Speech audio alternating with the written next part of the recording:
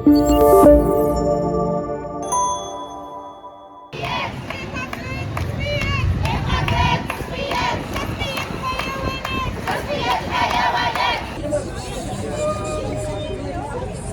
حياه من كازابلانكا. بغيت نقول للناس كيفاش كتقدروا تسموا مشيشه ما دارت لا بيدها لا برجليها.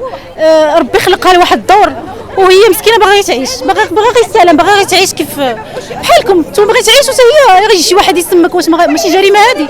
راه بحال روح كيف فينا حنا الروح، راه هما تما فيهم الروح، وربي اللي خلقهم وخلقنا. علاش كتقتلوهم؟ علاش كتسموهم؟ علاش كتكابتيوهم بهذيك الطريقه؟ الكلاب كيقولوا الكلاب جاهلين. واش الكلب الجاهل كيتخلط مع الكلاب؟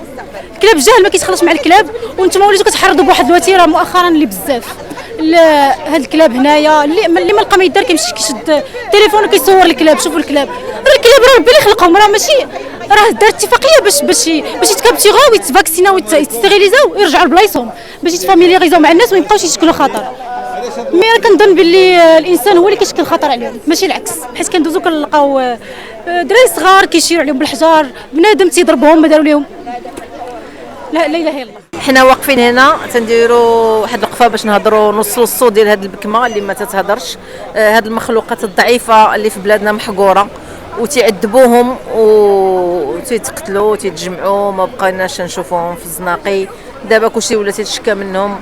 هذه المخلوقات الضعاف راه مخلوقات ديال الله، كونوا على يقين بان النين ديالهم تيسمعوا الله وذنوبهم غياخذوا غير الله. كونوا على يقين هاد المخلوقات الضعاف راه ما تيديروا والو للانسان، راه تيعيشوا معنا، سي دي زانيمو دوميستيك. علاش النصارى تلقاهم تيربيو الحيوانات في دارهم؟ قال لك بوغ فورجي لو كاركتير ديال لي زونفون ديالهم، حيت النصارى تيربيوهم باش يعلموا المسؤوليه، تيعلموا كيفاش يكون الانسانيه، كيفاش يكون رحيم، كيفاش يفكر في الغير. حنايا وتيكونوا ما عمركش شي نصراني تيكبر وتيضرب خوه ولا تيقتل خوه، لا، حيت زرع فيه الرحمه في قلبه، فهمتي؟ الوغ كو حنا العرب تعلموا شير عليه بالحجر، ضربوا بالعصا، جري عليه، حيدوا لي من هنا، يروحوا المشي يفرقوا مع اولادها، شد الكلبه يضربوها حتى يوصل خوها يقول لك علاش، وما يعتقوهمش وما يرحموهمش. وداك العنف تلقاو في دارهم. هذوك اللي تعلموهم داك الدراري الصغار اللي علموهم باش يضربوا ويسلخوا، تضربوا عائلتهم الاولين، جيرانهم، تيتعلموا العنف، هما اللي تيقتلوا عندنا في هذه الاجيال اللي عندنا هنا في البلدان ديالنا. تتزرع الحقد تتلقى الحقد، تتزرع الخبث تتلقى الخبث، تتلقى العنف تتلقى العنف.